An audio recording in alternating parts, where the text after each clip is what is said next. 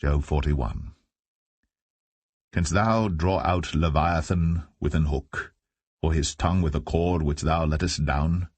Canst thou put an hook into his nose, or bore his jaw through with a thorn? Will he make many supplications unto thee? Will he speak soft words unto thee? Will he make a covenant with thee? Wilt thou take him for a servant for ever? Wilt thou play with him as with a bird, or wilt thou bind him for thy maidens? Shall the companions make a banquet of him? Shall they part him among the merchants? Canst thou fill his skin with barbed irons, or his head with fish spears?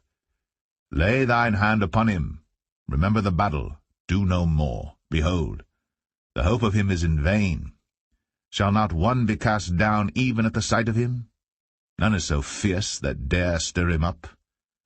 Who then is able to stand before me? Who hath prevented me that I should repay him? Whatsoever is under the whole heaven is mine. I will not conceal his parts, nor his power, nor his comely proportion.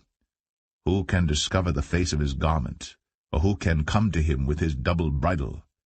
Who can open the doors of his face? His teeth are terrible round about.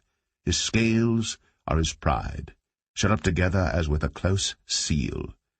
One is so near to another that no air can come between them.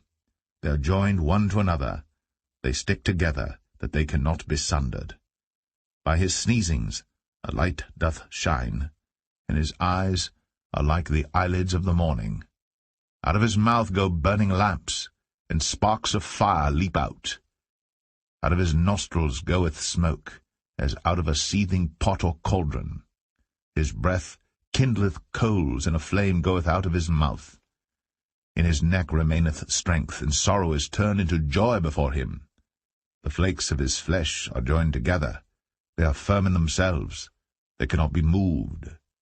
His heart is as firm as a stone, yea, as hard as a piece of the nether millstone. When he raiseth up himself, the mighty are afraid. By reason of breakings they purify themselves. The sword of him that layeth at him cannot hold, the spear, the dart, nor the habergeon. He esteemeth iron as straw, and brass as rotten wood. The arrow cannot make him flee. Slingstones are turned with him into stubble. Darts are counted as stubble. He laugheth at the shaking of a spear. Sharp stones are under him. He spreadeth sharp-pointed things upon the mire. He maketh the deep to boil like a pot. He maketh the sea like a pot of ointment. He maketh a path to shine after him.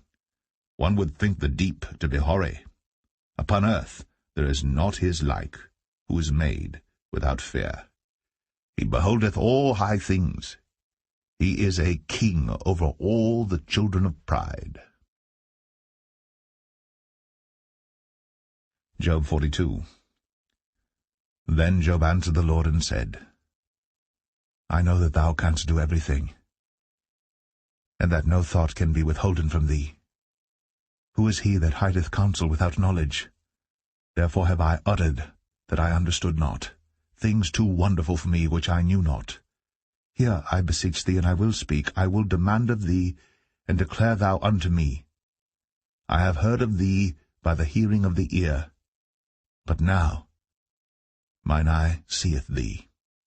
Wherefore I abhor myself, and repent in dust and ashes.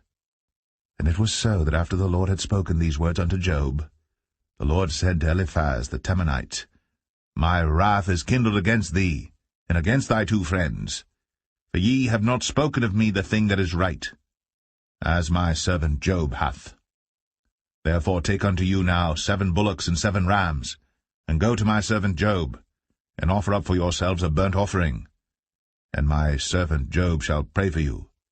For him will I accept, lest I deal with you after your folly, in that ye have not spoken of me the thing which is right, like my servant Job. So Eliphaz the Temanite, and Bildad the Shuhite, and Zophar the Naamathite went and did according as the Lord commanded them. The Lord also accepted Job. And the Lord turned the captivity of Job when he prayed for his friends. Also the Lord gave Job twice as much as he had before. Then came there unto him all his brethren, and all his sisters, and all they that had been of his acquaintance before, and did eat bread with him in his house. And they bemoaned him, and comforted him over all the evil that the Lord had brought upon him. Every man also gave him a piece of money, and every one an earring of gold. So the Lord blessed the latter end of Job more than his beginning. For he had 14,000 sheep, and 6,000 camels, and 1,000 yoke of oxen, and 1,000 she-asses. He had also 7 sons and 3 daughters. And he called the name of the first Jemimah, and the name of the second Keziah, and the name of the third Karen-Happuch. And in all the land were no women found so fair as the daughters of Job. And their father gave them inheritance among their brethren. After this lived Job 140 years, and saw his sons, and his sons' sons, even 4 generations. So Job died, being old and full of days.